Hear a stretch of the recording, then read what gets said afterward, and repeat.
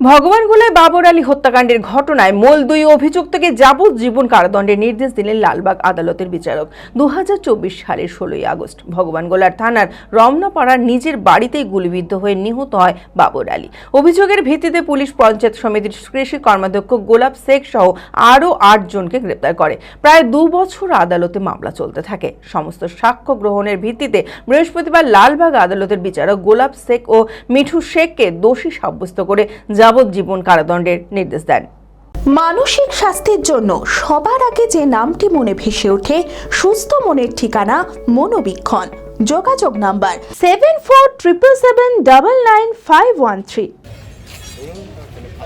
রাস্তা সংক্রান্ত দুর্নীতির বিরোধিতা করায় 2024 সালের 16 আগস্ট ভগবানগোলা থানার রমনাপাড়ায় নিজের বাড়িতেই গুলিবিদ্ধ হয়ে নিহত হয় বাবর আলী। অভিযোগের ভিত্তিতে ভগবানগোলা থানার পুলিশ তদন্তে নেমে পঞ্চায়েত সমিতি কৃষি কর্মাধ্যক্ষ গোলাপ শেখ সহ আরও 8 জনকে গ্রেপ্তার করে। যদিও অভিযুক্ত আরও একজন এখনও পলাতক রয়েছে। প্রায় 2 বছর আদালতে মামলা চলতে থাকে। সমস্ত সাক্ষ্য গ্রহণের ভিত্তিতে বৃহস্পতিবার লালবাগ আদালতের বিচারক মূল অভিযুক্ত গোলাপ শেখ ও মিঠু শেখকে দোষী সাব্যস্ত করে যাবজ্জীবন কারাদণ্ডের নির্দেশ দেন।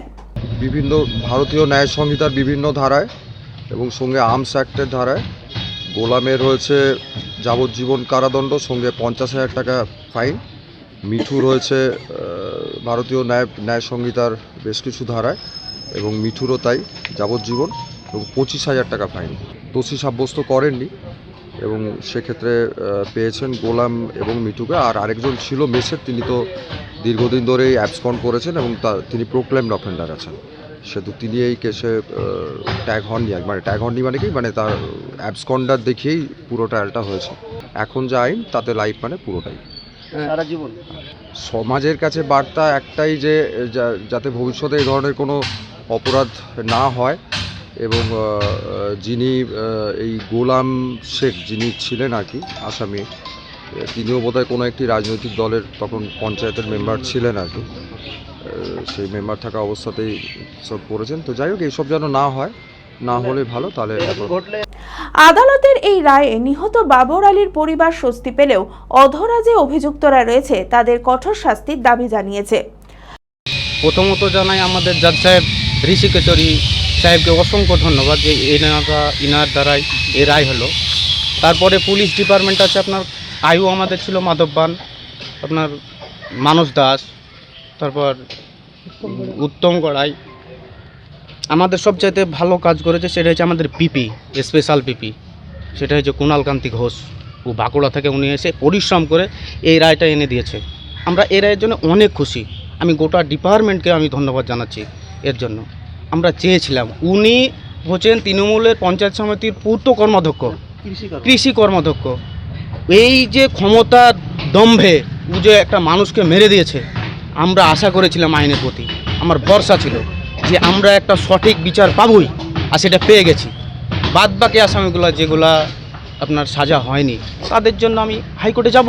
কি কারণে বাবর আলীকে খুন করা হয়? প্রতিবাদ করার জন্য। ও তোলাবাজি করে, ও রাস্তাঘাট করে না, মেম্বার থাকা পরেও তোলাবাজি করার প্রতিবাদ করেছিল উনি, আমার মামা। তাই ওকে গুলি করে মারা হয়েছে। যেই প্রতিবাদ করবে তাকেই মারবে। হ্যাঁ, আশা করেছিলাম। কি চেয়েছিলেন তোমরা? বাকিগুলোর যারা বাইরে আছে তারাই হলে বেশি খুশি হতাম, যারা ছুটে বেরিয়ে বেড়াচ্ছে। তবে এই আদালতের রায়কে চ্যালেঞ্জ করে উচ্চ আদালতের দ্বারস্থ হবেন বলে জানিয়েছেন আসামি পক্ষের আইনজীবী শওকত আলী। দোষী বা প্রকৃত অভিযুক্ত ব্যক্তি পুলিশ খুঁজে বের করার চেষ্টা না করে রাজনৈতিক উদ্দেশ্য প্রণোদিতভাবে এলাকার বেশ কিছু মানুষকে জড়িয়ে এই মোকদ্দমা করেছিল। এখন পর্যন্ত মোট 9 জন ব্যক্তি এই মোকদ্দমায় আদালতে উপস্থিত হয়ে বিচারের সম্মুখীন হয়েছিলেন। তার মধ্যে অধিকাংশই, অর্থাৎ 7 জন ব্যক্তি বেকসুর খালাস প্রমাণিত হয়েছে। যেহেতু গোলাম এবং গোলামের ভাই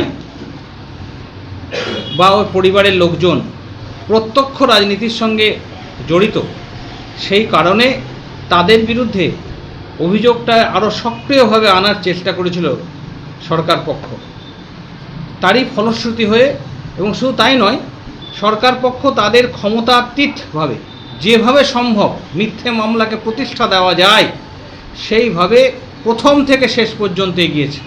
আপনারা যদি লক্ষ্য করেন তাহলে দেখবেন যে গোটা পুলিশ প্রশাসন নক্কারজনকভাবে এই মামলায় আসামিদের বিরুদ্ধে লোককে প্রলুব্ধ করে সাক্ষী তৈরি করেছিল, যাতে কোনো কারণে তাদের হাত থেকে না বেরিয়ে যায়। সেই কারণে তারা এই মামলায় সরকার পক্ষে বাইরে থেকে হায়ার করে উকিল এনেছিলেন, যাতে সকলকে এই মামলায় সাজা দেওয়া যায়।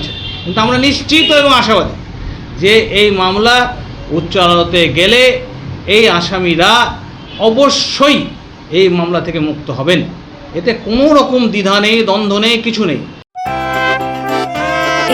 খোলা আকাশ অনেক তারার মাঝে রামধনু রঙে যেখানে সবাই সাজে সাজে নামি হোক কিংবা দামি পেয়ে যাবে সব রকমই, ছোট হোক কিংবা বড় কেনাকাটা হোক আরো আরো নতুন ফ্যাশনে নতুন tradition Libas family store, Libas Libas Libas family store. নিবাস কাতাই বহরমপুর মুর্শিদাবাদ।